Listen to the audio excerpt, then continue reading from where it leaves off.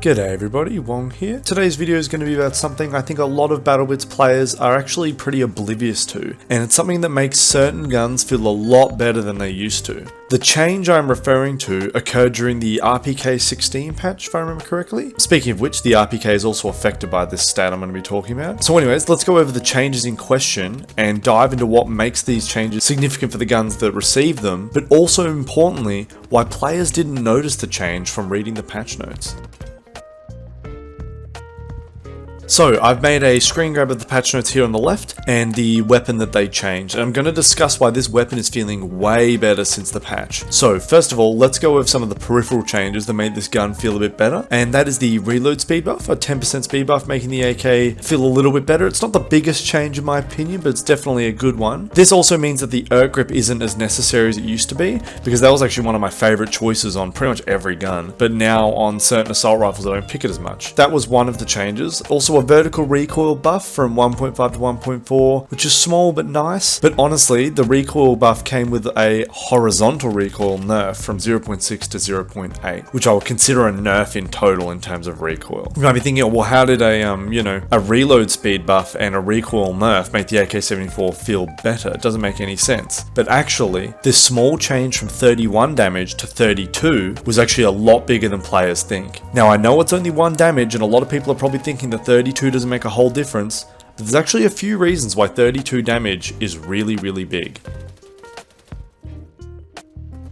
First of all, let's take a look at the bullet skill chart. On the left we have 31 damage, and on the right we have 32. Now, the difference here is that 32 takes 1 less shot to kill against normal armor, which is the most common armor in the game. Now, I just want to give a quick caveat against a default assault class, and of course support against EXO, you won't be getting a bullet to kill less, but honestly, I still think it's really big, and I think that there's a lot of situations where if you're doing body shots, that your AK and, L86 and all that, and anything with 32 damage are going to be feeling a hell of a lot more consistent than if they're on 31. So I actually do think this is pretty big. But there's actually a second reason that I think the community is underestimating 32 damage, and that is that headshots are a lot more effective. Let me explain. So pretty much 32 damage as of right now on all guns that have that value will also have a headshot that deals 48 damage. This means that if you hit a headshot against an enemy, you will be reducing your bullets to kill by 1. For example, 100 health normally takes 4 shots, but with just 1 headshot, you don't need to hit 2 like a lot of other guns. On 32 you only need to hit 1 headshot, which changes your time to kill from 268 milliseconds, you reduce your time to kill to 179 milliseconds, which if you factor in ping, is actually approaching a reaction time of someone anticipating getting shot, which in my opinion is a super competitive time to kill, especially if you're trying to position to roll Peeker's advantage a lot, meaning that with a headshot and with good positioning, you are now reducing your time to kill. My opinion, that means it's not overpowered, because you have to position well, you have to actually hit a headshot, and those two things are an aim check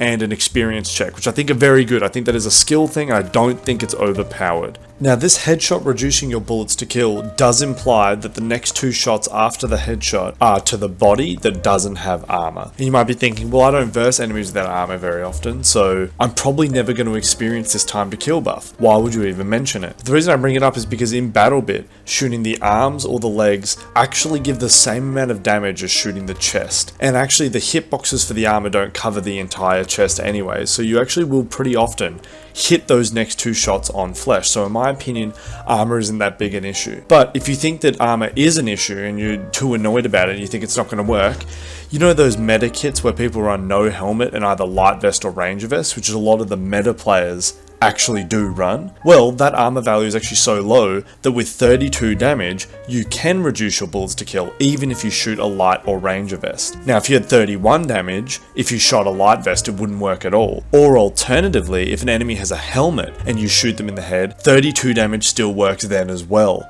but 31 would not work against a helmet. That's why 32 is so much better than 31, because it works against light armor and also helmets. So that means when you're versing meta kits and also default kits, you have a huge advantage. All you need to do is get a headshot and position for Peeker's advantage. And all of a sudden, you have a gun that if you set it up correctly is super meta, whilst also being really consistent and having really good range. Now, that's the AK-74 I'm talking about. The other guns that have this are the L86, the RPK, and the AS-VAL. Now, the AS-VAL has a lot of recoil, so I actually consider it quite an outlier because Large recoil means that you don't consistently hit the head and then 2 body shots, in my opinion at least. I'd say lower recoil guns like the AK, RPK, and I would include the L86 in that.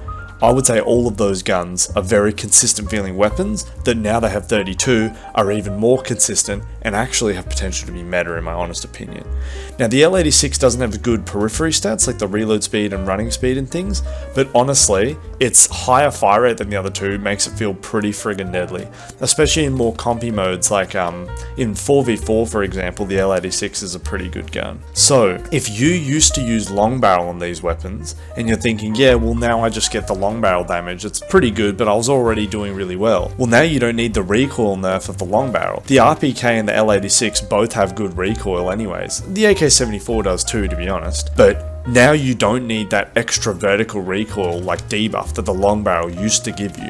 Now you just get the 32 damage for free, which is friggin' awesome. I think that a lot of players who are having a bit of a tough time versing meta kits and still want to keep their range, maybe switch off the AUG or switch off the SG550. Try out the AK-74, try out the new RPK, and try out the L86, because honestly these guns are feeling really good right now. Yeah, so that's all I gotta say really.